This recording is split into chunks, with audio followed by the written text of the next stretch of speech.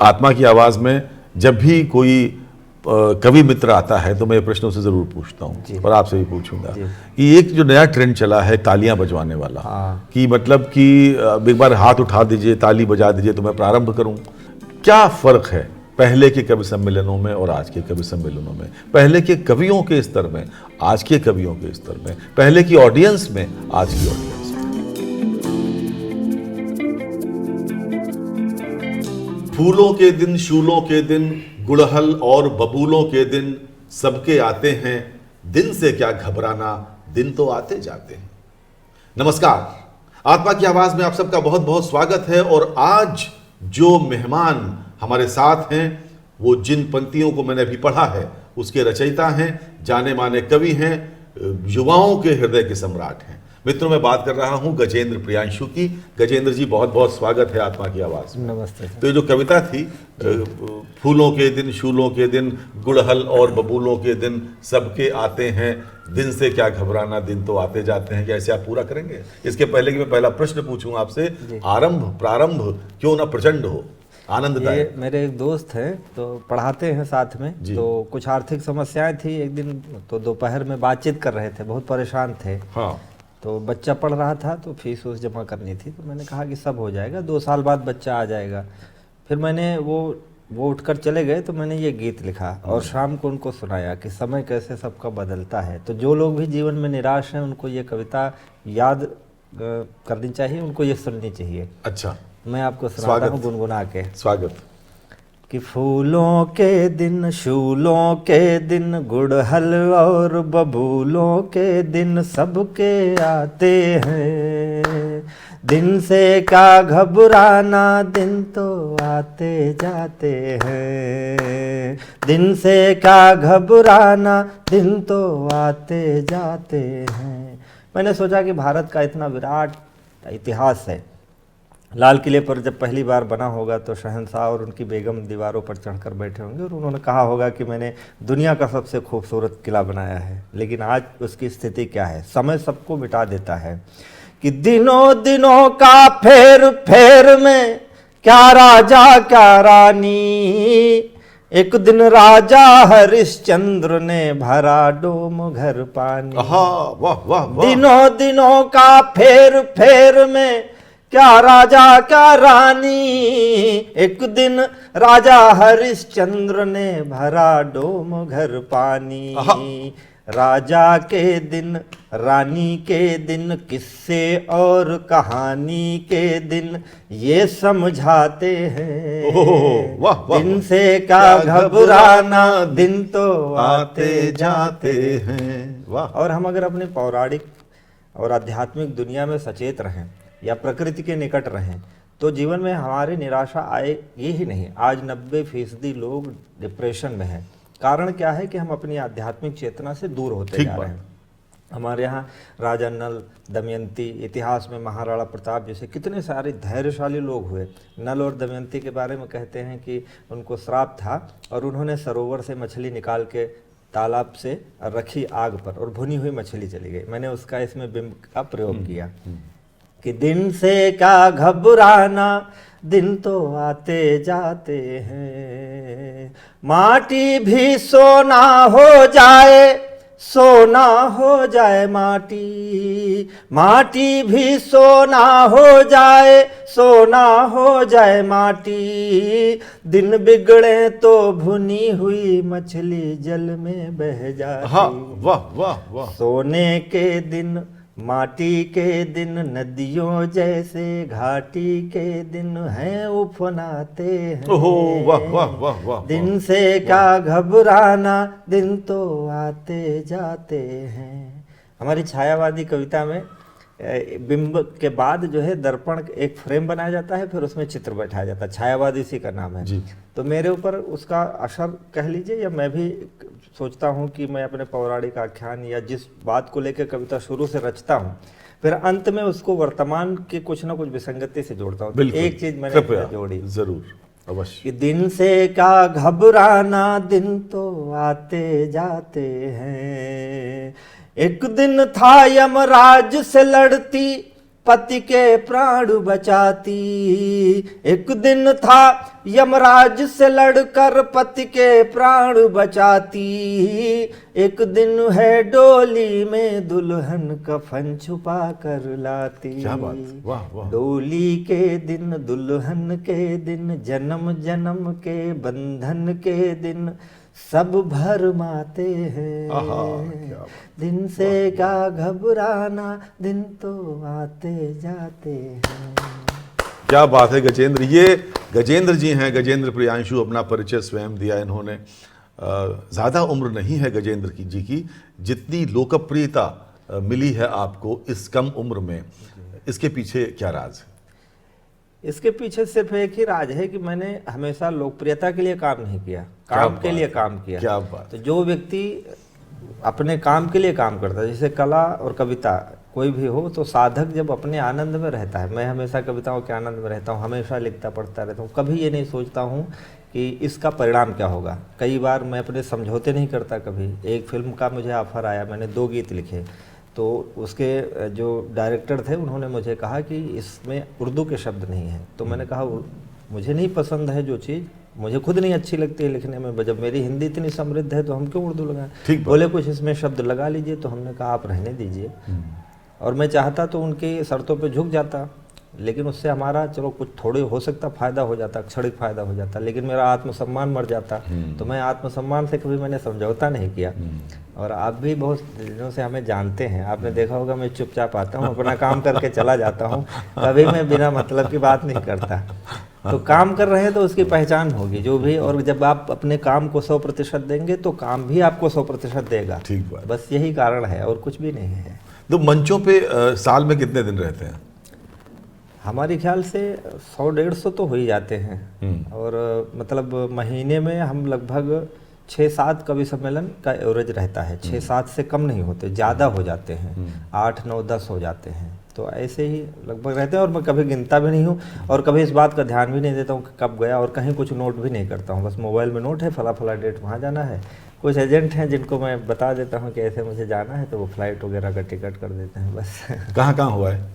देश में, विदेश में? देश में तो कोई जगह नहीं। लाल किले पर 2 बार पढ़े, और स्वतंत्रता दिवस का लाल किले का कवि सम्मेलन, और एक बार मैत्री पुष्पा जी जब तक थी वहाँ, तब तक उपाध्यक्ष थी वो, तब तक तो मैं उनका बहुत ही फेवरेट कवि था। तो दिल्ली के सारे कॉलेज में लगभग मेरा एकल काव्य पाठ उन्होंने खूब करवाया, और मैं बहुत पढ़ता था। विदेश में मैं दुबई गया और वियतनाम 2 बार गया, और अभी अफ्रीका जाना है। अमेरिका का वीज़ा नहीं लगा था, वरना अमेरिका भी गया होता। तो क्या मतलब अमेरिका वीज़ा नहीं दे रहा है? क्या करे कविता ज़्यादा, क्या ऐसा ना सुना दें कि वो ट्रम्प का शासन हिलने लग जाए? नहीं, कविताओं के लिए तो खैर वो अगर वीज़ा चाहें तो ये लोग, जो लोग वीज़ा, जिस वीज़ा पर बुला रहे थे, वो वीज़ा था उस टूरिस्ट वाला।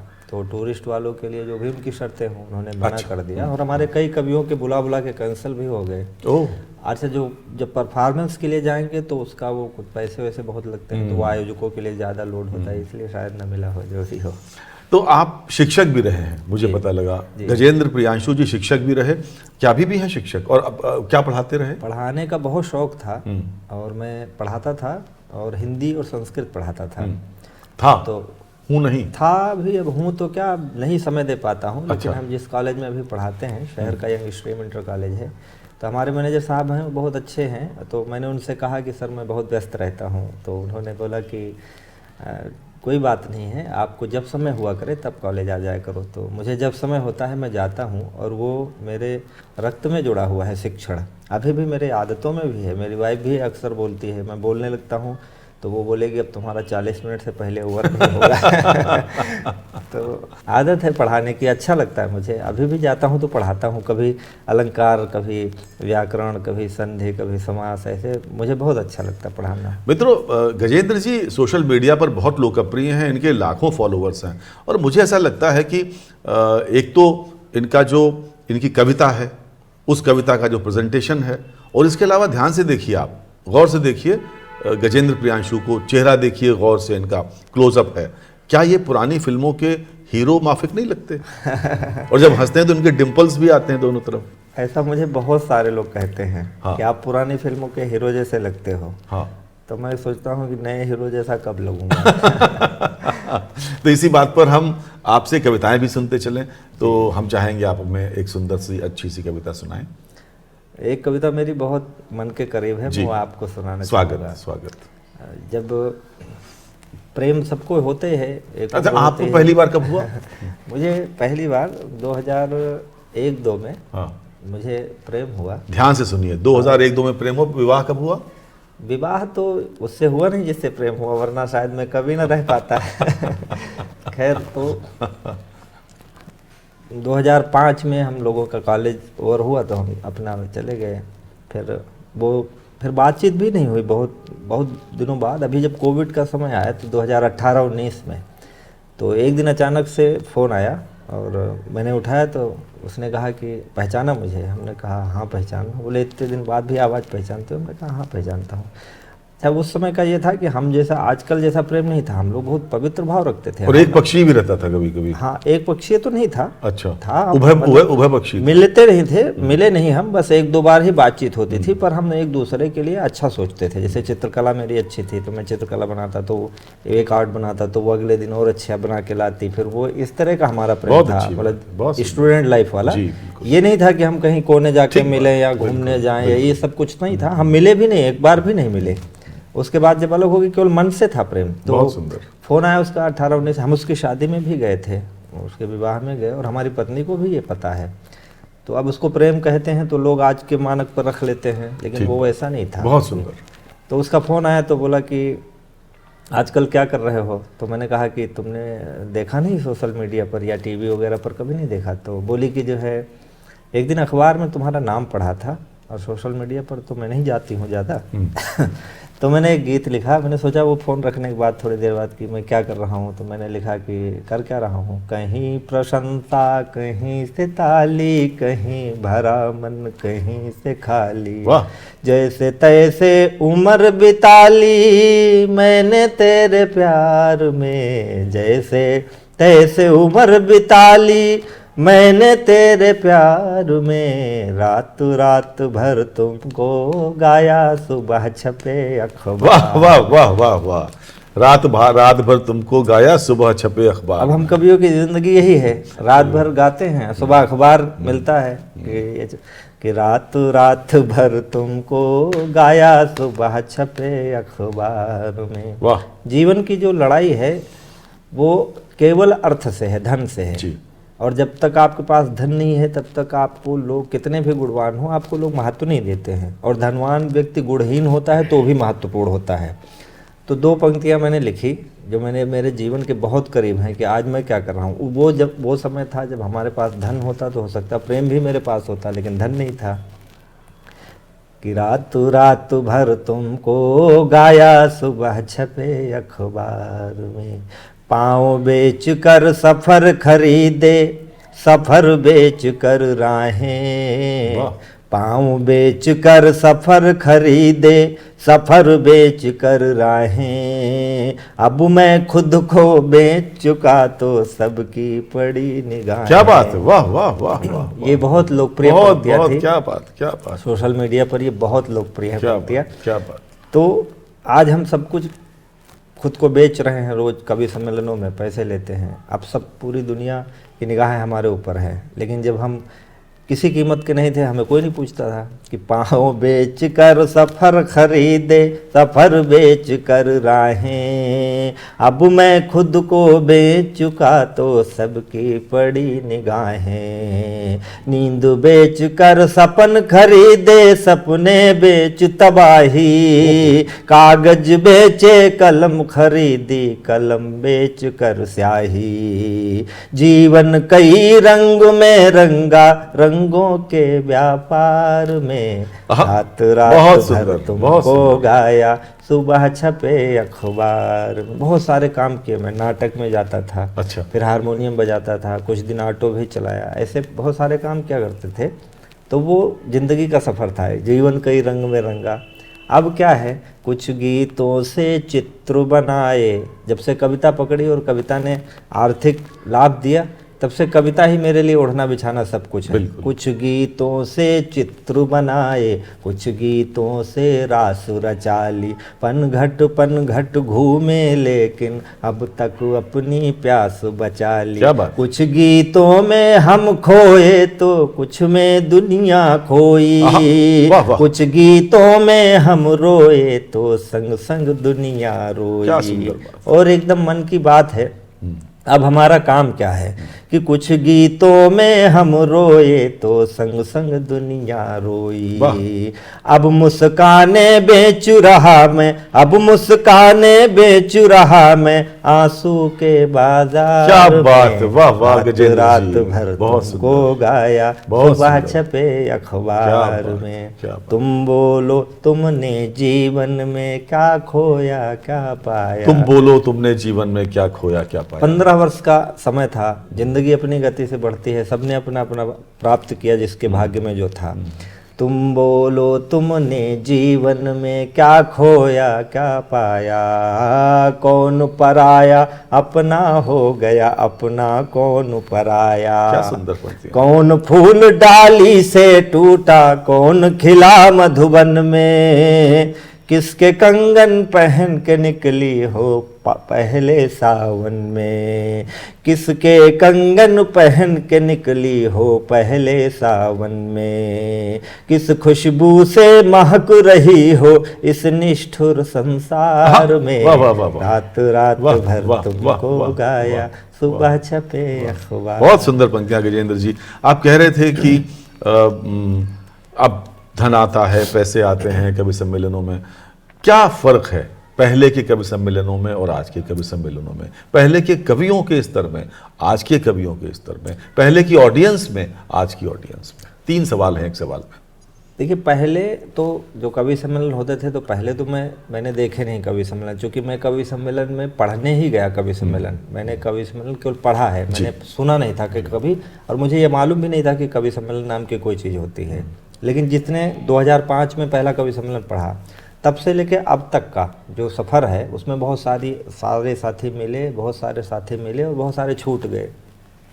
तो जब शुरू किए थे तो हमारे अवध के अंचल में छोटे छोटे कवि सम्मेलन में जाते थे, तो उन कवि सम्मेलनों में कविताएं खूब होती थी, खूब कविताएं। तो हमारे यहाँ जैसे सवैया, घनाक्षरी, रोला, छप्पे, बरवर, ये सब छंदों का विधान था, यहाँ चलता था। धीरे धीरे जैसे ग्राफ बढ़ा तो मैं बाहर के कवि सम्मेलनों में जाने लगा।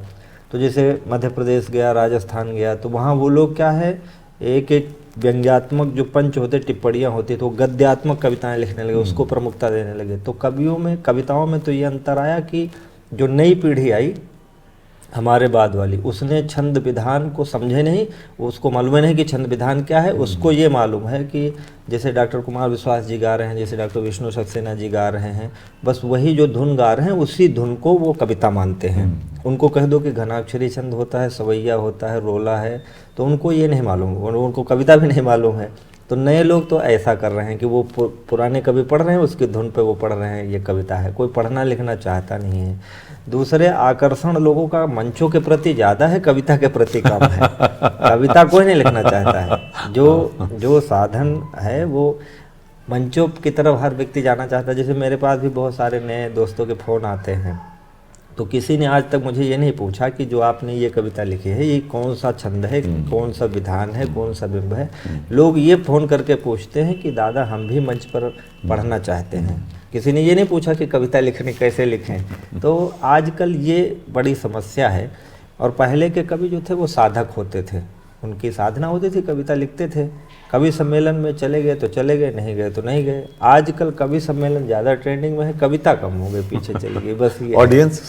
ऑडियंस तो क्या है, ऑडियंस को तो जो सुनाओगे वो सुनेंगे। बहुत जगह कवि सम्मेलनों में कहा जाता था कि यहाँ कविता नहीं सुनी जाती। मैं कई कवि सम्मेलनों में गया जिनमें ये बता दिया गया मुझे पहले ही कि यहाँ गीत उत नहीं सुने जाते, यहाँ लोग लफाजी सुनते हैं, चुटकुले सुनते हैं। और मैं जब गया तो ऐसे कई कवि सम्मेलन हुए जिनमें ये मुझे बताया गया कि यहाँ केवल लफाजी सुनी जाएगी। और उन कवि सम्मेलनों का मैं टॉप पोएट था। अभी 4-5 दिन पहले ही मैं एक कवि सम्मेलन में गया था जहाँ मुझे ये बताया गया कि यहाँ केवल लफाजी सुनते हैं लोग, दो अर्थी संवाद सुनते हैं। और मैंने गीत पढ़े, गीत सुने, तो ऑडियंस तो बेचारी जो सुनाओगे वो सुनेगी। क्या बढ़िया बात कह रहे हैं आप, बहुत अच्छी बात कह रहे हैं। बहुत अच्छी बात कह रहे हैं कि अक्सर कहते हैं ना कि फिल्म वाले कहते हैं कि जनता ये देखना चाहती है सेक्स और क्राइम, तो वही हम दिखाते हैं। हाँ, तो वो और जो आप दिखाते हैं जनता वही देखेगी। तो वो अमिताभ बच्चन की फिल्में क्यों देखती है? आज भी अमिताभ बच्चन की आप ले लो, राजेश खन्ना की, राजकुमार की मूवी आज भी लोग बार बार देखते हैं। मैं खुद देखता हूँ, बार बार देखते हैं। और आज की फिल्में जो आ रही हैं एक बार ही देखना मुश्किल हो जाता है, हाल से भागना पड़ता है। तो उनको तो ये समझना चाहिए कि ये जो आप निर्णय ले रहे हो, बस ये है कि लोग जल्दी भागने के चक्कर में गलत रास्तों का इस्तेमाल कर रहे हैं। ठीक बात। अच्छा, एक प्रश्न मेरे मन में हमेशा रहता है और आत्मा की आवाज़ में जब भी कोई कवि मित्र आता है तो मैं ये प्रश्न उसे ज़रूर पूछता हूँ और आपसे भी पूछूंगा कि एक जो नया ट्रेंड चला है तालियां बजवाने वाला, कि मतलब कि एक बार हाथ उठा दीजिए, ताली बजा दीजिए तो मैं प्रारंभ करूँ। तो आदमी ने बजा दी, फिर बोले कि अब देखिए ये पंक्ति पर अगर पसंद आया तो आशीर्वाद दीजिएगा। जनता ने फिर बजा दी, फिर बोले कि नहीं देखिए अब अगर चौथी पंक्ति पे अगर आपका हाथ उठ, ये सब क्या है? मैं आज तक समझ नहीं पाया। अगर आपकी कविता में ताकत है, उसमें स्पंदन है, वो कानों से होकर हृदय तक की यात्रा तय करेगी, तो हाथ तो अपने आप उठ जाएंगे। क्या आदमी रखवा के अब यही बचा है कि आदमी खड़ा करा के हाथ उठवा के जुड़वा दिए जाए? देखिए, मंचों पर क्या है, मंच तो एक अभिनय का क्षेत्र है, अभिनय का आर्ट है, वो कविता की जगह नहीं है। मंच को आप कविता से अलग ही रखिए। भाई कविता तो अलग चीज़ है, कविता तो अलग ही चीज़ है एकदम। हाँ, अगर मंच पर कविता भी चली जाती है तो ठीक है, लेकिन अगर कविता लेके गए और आपके अंदर अभिनेता नहीं है तो भी आप वहाँ नहीं। हाँ, अदायगी भी चाहिए, प्रेजेंटेशन भी चाहिए। तो उस अदायगी के क्षेत्र में कुछ लोग ज्यादा अदायगी निकल जाते हैं। जैसे कि नहीं, गाते गाते लोग चिल्लाने लगे हैं, बस वही आप समझ लीजिए, कुछ लोग ज्यादा कर देते हैं। हाँ, थोड़ा बहुत तो चलता है, पर बहुत ज्यादा कभी कभी हम लोगों को भी बैठे बैठे खराब लगता है। लेकिन कुछ लोग ऐसा करते हैं। हाँ, वो थोड़ा सा अजीब सा, अटपटा सा लगता है। वो अटपटा लगता है और हमें भी अटपटा लगता है। लेकिन अब चूंकि मंच अभिनय का क्षेत्र है तो जाहिर सी बात है, कोई किसी तरह काम निकाल रहा है, कोई किसी तरह निकाल रहा है, कोई अति नाटकीयता का शिकार हो जाता है। हाँ, सबका अपना अपना फन है। प्रयास ये कोशिश करते हैं कि हम बेस्ट करें, बस अब उनको लगता है वही बेस्ट है तो वो कर रहे हैं बस। तो मित्रों, हम समझ रहे हैं इस समय आप बातें कम सुनना चाहते हैं, कविता अधिक सुनना चाहते हैं। तो गजेंद्र जी एक ऐसी कविता सुनाइए जिस पर जो ये पॉडकास्ट देख रहा है वो जहाँ देख रहा है और जैसे देख रहा है वही ताली बजाने लगे अपने आप। आप ताली मांगी नहीं, कविता पे फिदा होकर ताली बजे, जो कि एक विधान, शास्त्रीय विधान वही है। देखिए, कविता क्या है, हम लोग भी जैसे लिखते हैं, हम बहुत मतलब घनाक्षरी सवैया भी लिखते हैं, हाँ, बहुत गूढ़ गूढ़ भी लिखते हैं, बहुत हल्की हल्की भी कविताएं लिखते हैं, क्योंकि हमारा श्रोता हर वर्ग का आता है। तो 2-3 आपको मुक्तक सुनाता हूँ जो मतलब मेरा काम है। जैसे आपने अज्ञेय जी का प्रयोगवाद जाने होगा, प्रयोगवाद मैं उनसे बहुत प्रेरित हुआ। अज्ञेय जी की तार सप्तक की भूमिका में उन्होंने लिखा कि हर काल के कवि को प्रयोग करना चाहिए। तो मुझे लगा मुझे भी करना चाहिए। प्रयोग में उन्होंने क्या कहा कि हम जो पुराने बिंब हैं, पुराने विधान हैं, पुराने जो मिथक हैं, उनकी जगह पर हम नए बिंबों, नए मिथकों का प्रयोग करें। तो हमने कई प्रयोग किए, आपको मैं सुनाता हूँ। और अच्छा, तुलना जब किसी चीज़ की करोगे, जब मिथक बनाओगे, जब बिंब बनाओगे, तो भाव साम्य होगा तभी होगा। तो इतना सहज होना चाहिए कि जनता पकड़ भी ले उस बात को और नया भी हो। तो मैं आपको 1-2 सुना। स्वागत। जैसे हमारे प्राचीन कवि थे, कलकत्ता कमाने तमाम लोग जाते थे, उस पर विरह की बहुत कविता हिंदी साहित्य में लिखी गई। भिखारी ठाकुर का विदेशिया है, जिसपे उन्होंने लिखा है, बेरिया की बेरिया में बरजी बलमुआ हो मत जा पूर्ववा के देश, पूर्व के देशवा में बारी बंगलिनिया, जदुआ से मरी है शरीर, जदुआ चलाए तो है सुगना बनी है, रख लिया है लोहे के पिंजरवा बलमुआ मत जा पूर्ववा के देश। ये भिखारी ने विदेशिया में लिखा।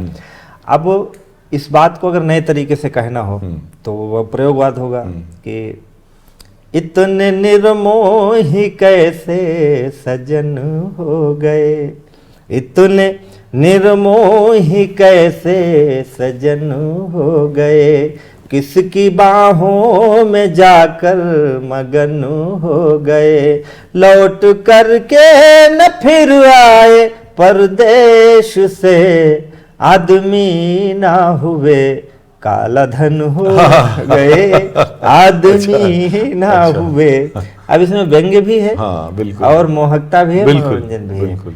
तो इसी तरह बहुत सारी कविताएं हैं। जैसे एक और है कि यात्राएं हमारे मोदी जी करते थे। बहुत लोगों ने कहा कि मोदी जी बार बार यात्रा करते हैं, विदेश में खाली यात्राएं करते हैं। तो लोगों को अपने अपने कहने ढंग, मैंने अपने हिसाब से लिखा बहुत संकेतात्मक, कि मेरे नायिका कहती है कि अपने पति से कि बाहर अगर तुम ऐसे रहोगे तो घर की स्थिति क्या होगी, कि मेरे दिल में कोई पेश हो जाएगा, मेरे दिल में कोई पेश हो जाएगा, देश में फिर नया देश हो जाएगा।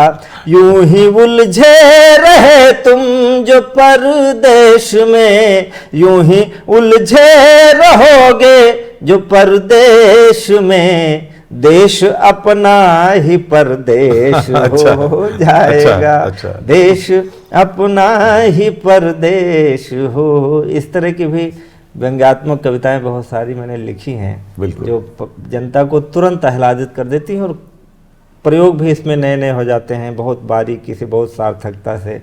तो ऐसी बहुत सारी अच्छा, कविताएं हैं। जो पुराने कवि जो जिनको आपने देखा भी नहीं, केवल पढ़ा हम लोगों ने, जी। बड़े बड़े कवि सुमित्रानंदन पंत से लेके जी। मैथिली शरण गुप्त तक, सूर्यकांत त्रिपाठी निराला से लेकर महादेवी वर्मा तक, उद्भट विद्वान कवि, फक्कड़ जीवन पूरा गुजारा।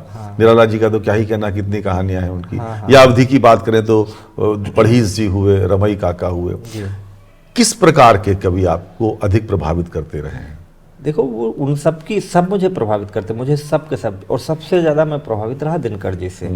दिनकर जी की कविता में क्या है कि उन्होंने हमेशा वर्तमान को अपने साथ जोड़ के रखा।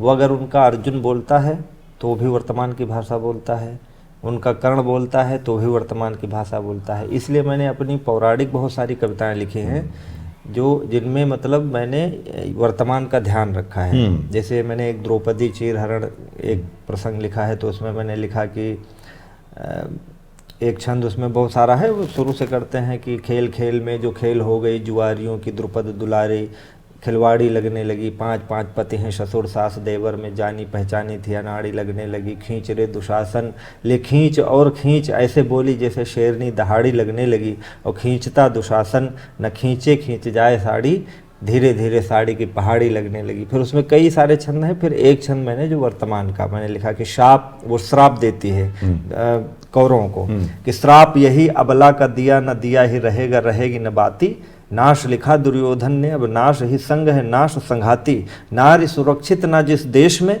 देश पढ़े वह आज ये पाती, डूब मरे उस देश का शासक, 56 हो चाहे 60 हो छाती। क्या बात। तो वाह वाह। मतलब ये है कि अब उसको वर्तमान में आप उन चीज़ों को ढालिए। जैसे कि कर्ण के विषय में हमने लिखा कि कर्ण जब सूर्य की उपासना कर होता है तो कुंती उसके पास जाती है और कहते हैं महाभारत का युद्ध छिड़ा है और तुम पांडवों का साथ दो।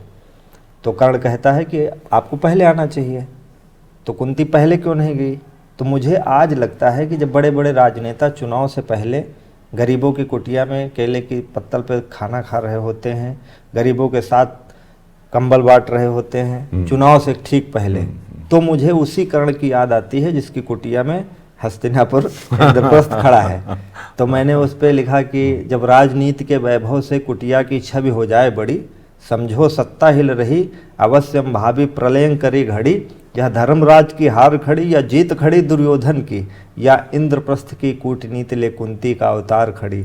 माधव तेरी क्या माया है, यह दिन कैसा दिखलाया है, कल तक संकट था मैं जिस पर, संकट में वो राज रानी, कुरुकुल की है महारानी, मेरी माँ है राधा रानी। क्या बात। तो दिनकर जी से मैं इसलिए बहुत प्रभावित हूँ और उनकी छाया भी मेरे भीतर आती है।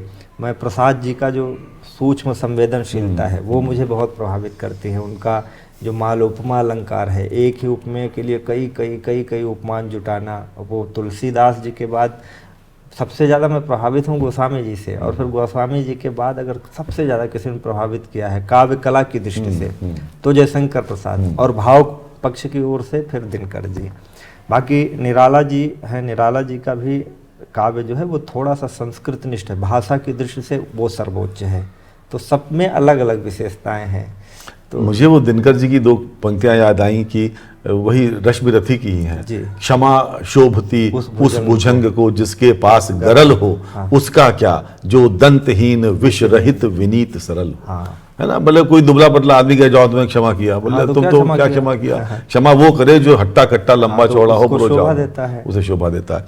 अच्छा, तो हम चाहते हैं कि आप एक जो लोकप्रिय कविता आपके कंठ का प्रयोग करते हुए शानदार सुंदर लोकप्रिय कविता जो आपको भी अच्छी लगती हो और जो हमारे दर्शकों को भी निश्चित रूप से पसंद आएगी, ऐसी एक कविता हो जाए। मेरी एक कविता है, अब आध्यात्मिक चर्चाएं चल रही जी। हैं और उत्कृष्ट साहित्य की, तो एक कविता मेरी जो बहुत वायरल हुई थी, लाल किले से मैंने पढ़ा था 2018 में। स्वागत।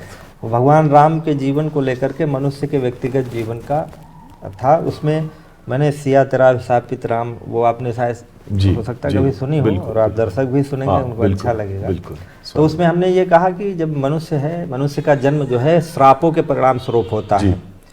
मनु शत्रुपा, एडम यू, आदम हुआ, तीनों के बारे में एक ही कहानी है कि उन्होंने स्वर्ग में, जन्नत में जहाँ भी गलती करी, उसके कारण उन्हें धरती पे आना पड़ा। तो इसका मतलब ये है कि मनुष्य का जन्म ही गलती के परिणाम स्वरूप हुआ, इसीलिए कहा गया है कि मनुष्य एक भटका हुआ देवता है। तो हम यहाँ आते हैं तो हो सकता है कि हम बहुत सारे स्वप्न लेके आते हैं, लेकिन हम वो चीज़ें नहीं कर पाते हैं जो हम करने की चाह रखते हैं। भाई हम बचपन में माँ बाप के अधिकार में रहते हैं, थोड़ा बड़े हुए पत्नी आ गई, हर काम में रोकती है कि आप ऐसा नहीं वैसा करो। पत्नी को भले ही हमारे काम से न मतलब हो, लेकिन वो हमको बताती है। जैसे हम अभी पढ़ रहे हैं कविता, वो सुनेगी तो बोलेगी आपने ये तीसरी पंक्ति उल्टी क्यों कर दी, ऐसे तुम्हें करना चाहिए, जबकि उसका ये काम नहीं है। लेकिन हमें उसका भी ध्यान रखना ये कैसे है। पता कि उसका काम नहीं है? उसका काम इसलिए नहीं है कि उसका काम घर का काम है, जो काम वो कर रहे हैं उसका नहीं, अपना वो काम ये करना तो चाहिए। जेंडर बायस वाली बात है। महिलाएं तमाम आपसे नाराज हो सकती हैं। नहीं, तमाम की बात नहीं, मैं अपनी पत्नी की बात नहीं, कर रहा हूं। वो ये कह सकती हैं कि पत्नी भी आपकी अच्छी कभी बन सकती थी, आपने उसे घर के काम में उलझा रखा। ये तो कोई भी कुछ भी कह सकता है। हाँ। कहने के लिए तो पूरा खुला है, भारत देश ही ऐसा है कि किसी को कुछ भी कहा जा सकता है यहाँ। अच्छा, तो वापस वही लौट कर आते हैं जो आप कह रहे थे कि तीसरी पंक्ति पर टोक दिया गया। हाँ, तो जैसे वो कह देती है कि अक्सर मुझे कहते हैं कि ऐसे नहीं ऐसे जाओ, जैसे जिन चीज़ों की उसे नहीं समझ है वहाँ भी वो कहती है, और मुझे उसकी बातें मान लेना पड़ता है। इसलिए मान लेनी पड़ती है क्योंकि वो पत्नी है और ठीक है कह रही है, तो मैं ना चाहते हुए भी वो करता हूँ जो वो चाहती ये है। तो बहुत अच्छी बात है। ऐसा आप भी करते हैं, वो तो आप मेरे सामने बोल रहे हैं, लेकिन मैं जानता हूँ आप भी ऐसा करते हैं कई बार। और सारी पुआलें न खोलो भैया।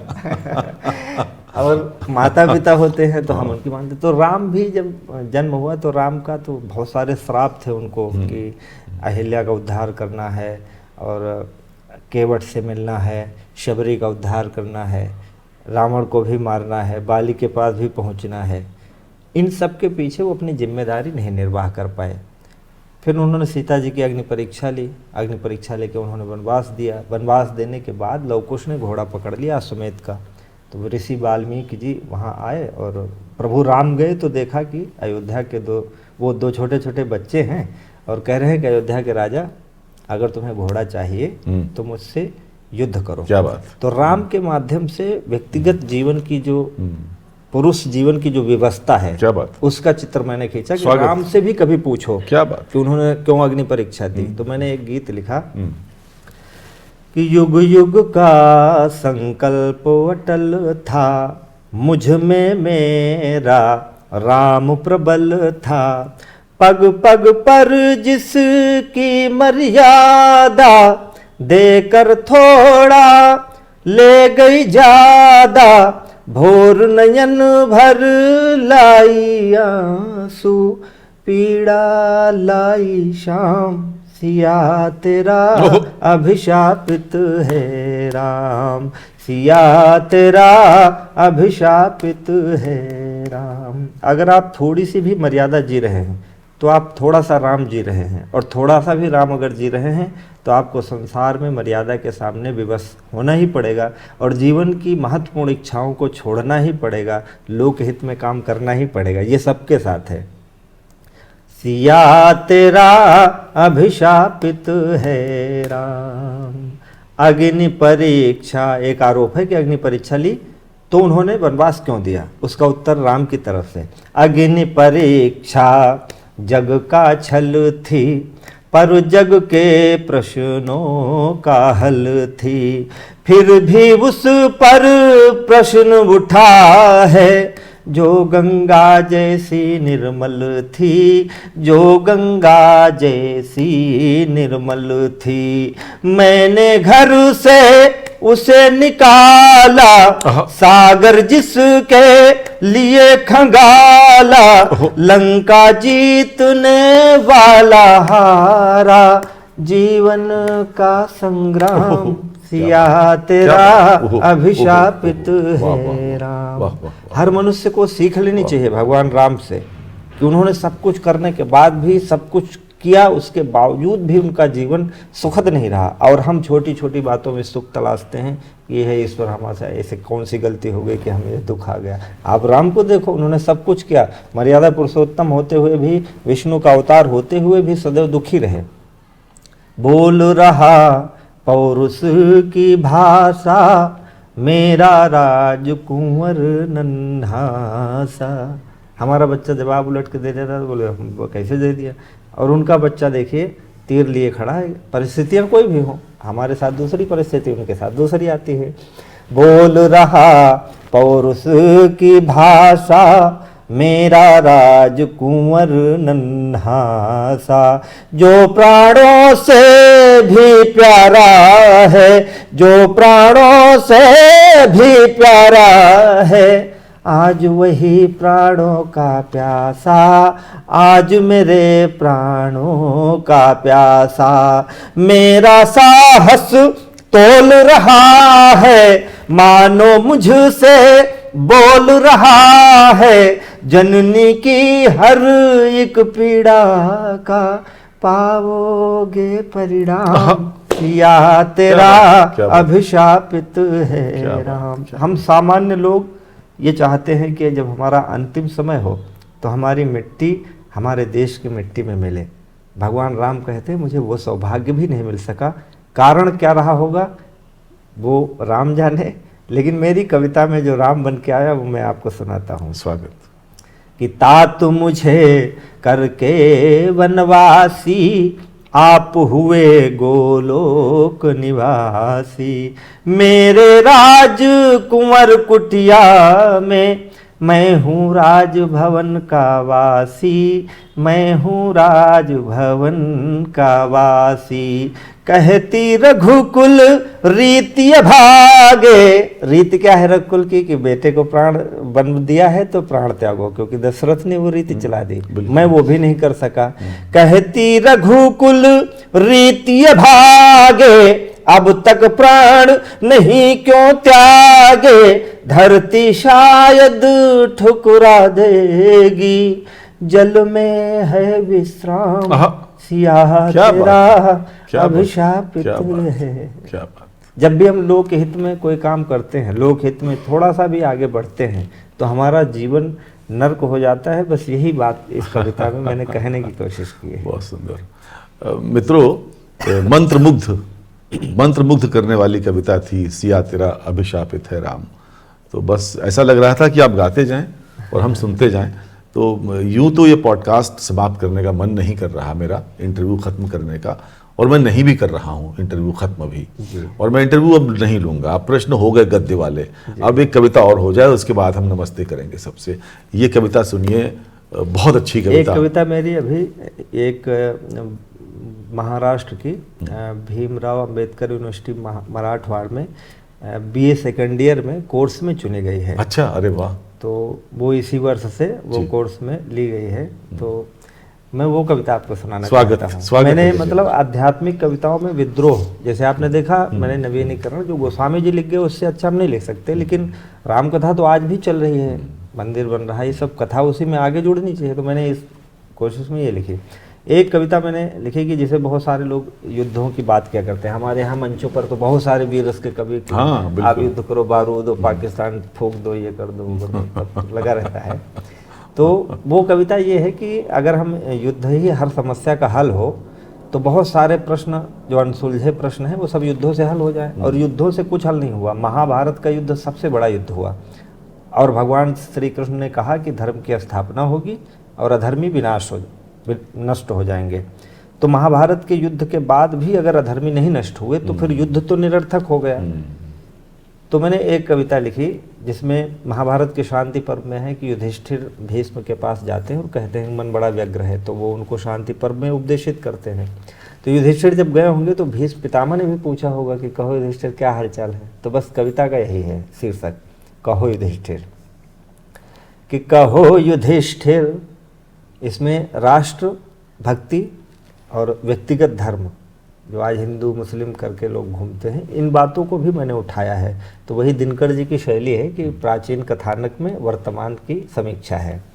स्वागत। कि कहो युधिष्ठिर शरसैया पर लगे पूछने भीष्म पितामह, शरसैया से लगे पूछने भीष्म पितामह, कहो युधिष्ठिर इंद्रप्रस्थ कैसा लगता है, कहो युधिष्ठिर, कहो युधिष्ठिर। पतझड़ सा सुना सुना लगता है उपवन, या किलोल करती अब भी अलमस्त हवाएं। युद्ध करके क्या मिला?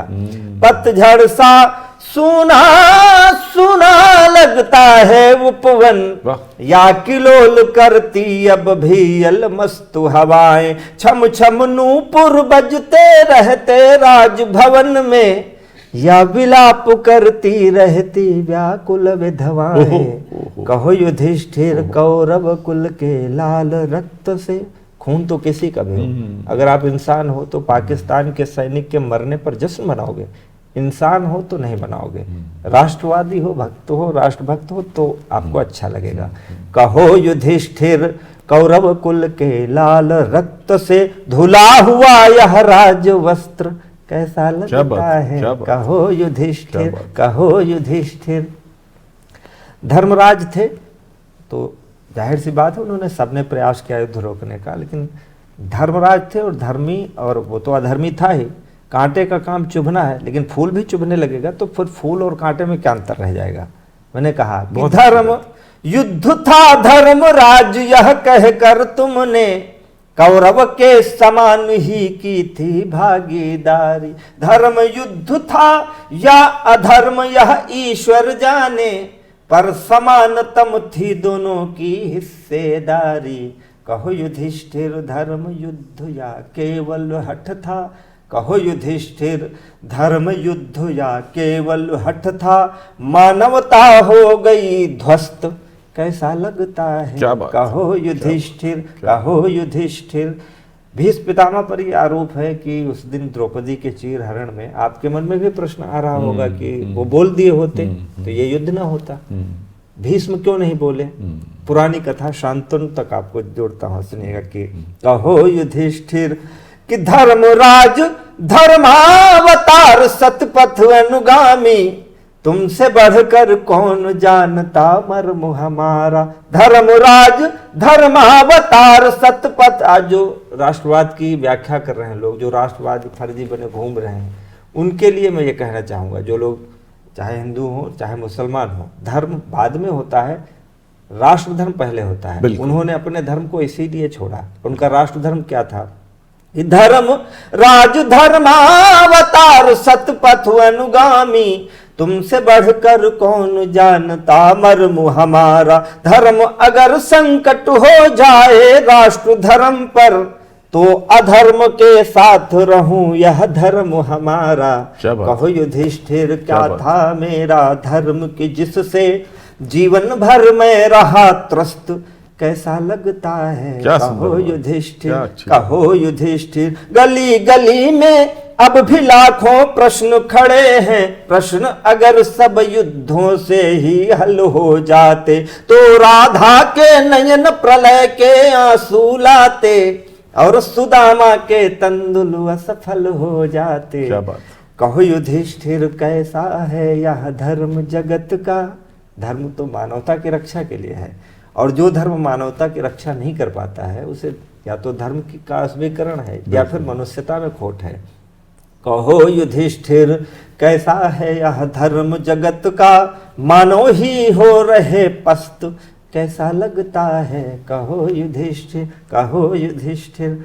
अंतिम बंद जो है वो मैं यही कहना चाहता हूं कि इस युद्ध का परिणाम क्या हुआ, और आने वाले समय में जो लोग भी युद्ध करना चाहते हैं उनको इस युद्ध से सीख लेनी चाहिए कि क्या अब कर्ण नहीं बहते हैं गंगा जल में, क्या निश्चिंत सो रही घर में कुंती माए। सर्वनाश जिन कारणों से युद्ध हुआ, यही कारण थे युद्ध के, कि क्या अब कर्ण नहीं बहते हैं गंगा जल में। जीवन भर वो इसी बात पर जलता रहा। एक बात मैंने कहीं बहुत अच्छी पढ़ी कि भगवान कृष्ण जो है उससे कर्ण से कहते, कर्ण कहता है देखिए मेरे साथ बहुत अन्याय हुआ, मुझे गंगा में फेंका गया और मुझे स्वयंवर के समय अपमानित किया गया, इसलिए मैं कौरवों के साथ हूँ, पाप के साथ हूँ। तो भगवान कृष्ण कहते हैं कि मुझसे ज़्यादा तुमने नहीं सहा, मैं तो पैदा जेल में हुआ, पैदा होते ही मुझे मारने का प्रयास किया गया, उसके बाद मुझे राक्षस कई मारने गए, फिर उसके बाद मुझे बुलवा के स्पेशली मारने के लिए बुलवाया गया, लेकिन मैंने अपना काम किया, मैं कभी पीछे का बैठ कर रोना नहीं रोया मैंने, इसलिए मैं आगे बढ़ता गया, और तुम पीछे का रोना रोते रहे इसलिए पाप के साथ हो। क्या बढ़िया, जो अच्छी व्यक्ति बात। अपने मतलब भूतकाल के पीछे लगा रहेगा वो जिंदगी में आगे नहीं बढ़ेगा। बिल्कुल, तो बस हमेशा पॉजिटिव रहने के लिए आपको आगे सोचना चाहिए, पीछे की बातें सोचकर। अच्छी बात। तो वो कहता है, इस गीत का अंतिम मद है, क्या अब कर्ण नहीं बहते हैं गंगा जल में, क्या निश्चिंत सो रही घर में कुंती माए, सर्वनाश हो गए कहो कुल दुशासनों के, क्या अब लुटती नहीं देश में द्रुपद सुताएं, कहो युधिष्ठिर भोर हो गई क्या भारत में, या सूरज हो रहा अस्त ओहो, कैसा लगता क्या है, बात, कहो युधिष्ठिर। क्या बात, बहुत सुंदर, बहुत बढ़िया, बहुत बढ़िया गजेंद्र जी, बहुत अच्छा, बहुत अच्छा। मित्रों, आज आत्मा की आवाज़ में हमसे मुखातिब थे गजेंद्र प्रियांशु। गजेंद्र प्रियांशु कौन है आपने देख लिया होगा, सुन लिया होगा, समझ लिया होगा। हम आपको आत्मा की आवाज़ की पूरी टीम की ओर से बहुत धन्यवाद देते हैं। आप हमारे यहाँ पधारे और आपने सुंदर साक्षात्कार दिया, और आपको हम आपके उज्जवल भविष्य की शुभकामनाएं देते हैं। बहुत बहुत धन्यवाद, धन्यवाद, नमस्कार।